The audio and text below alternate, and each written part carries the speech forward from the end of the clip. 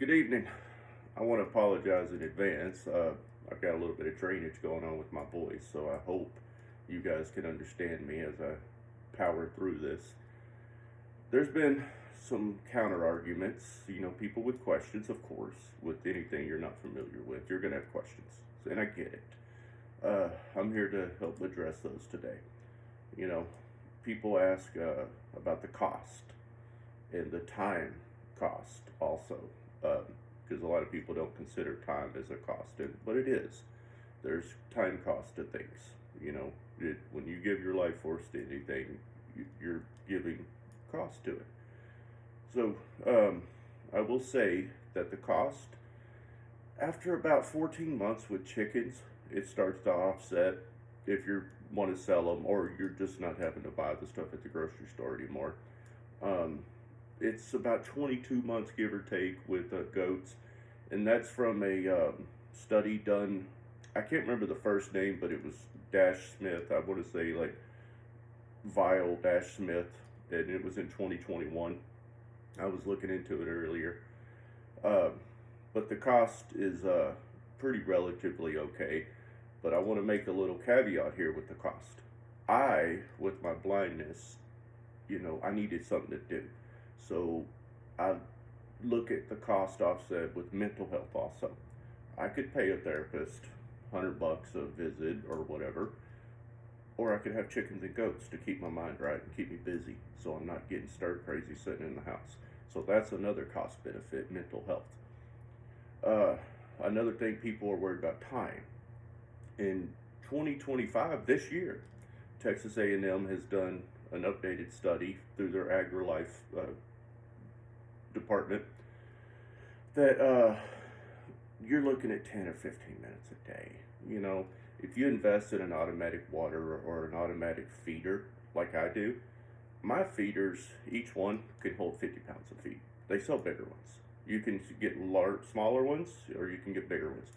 Um, they do well because they have little windows in each compartment. The chicken sticks their head in there and they'll eat. And it also helps with the cost savings because any droppings, because they're pecking. So, of course, every time they peck, feed goes flying. Well, if you just have it in an open source, where's that flying feed going to go? It's going to go on the ground, and there's no guarantee the chicken's going to peck it off the ground. So there's also a cost analysis to that too. That's awesome. Water, they have these nipple waterers from Over Easy that you can just peck, and it allows the chicken to get water. That helps with the cleanliness of it, and also they have a little loop thing for a cord to go in during the wintertime. You can put a warmer in there. A lot of people use them for bird baths, but you can also use them for livestock waterers, and it keeps the water. It's not about keeping it warm; it's just about keeping it from freezing. So there's another benefit to that. People worry about property values.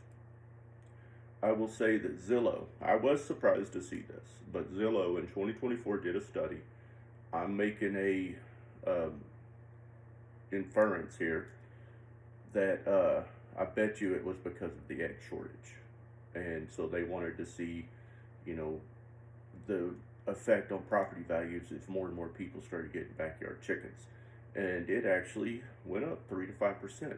It's attractive to people if the community or HOA or anything like that allows, up to 6 chickens. Some allow up to 8, like San Antonio. And you can have a goat or two, depending on, if you have at least half an acre or something like that. But you can get waivers through your city's ordinances. And I've looked throughout Texas, and not every community, but a decent amount. I believe it's 88% of communities in Texas do this. And this is from Zillow.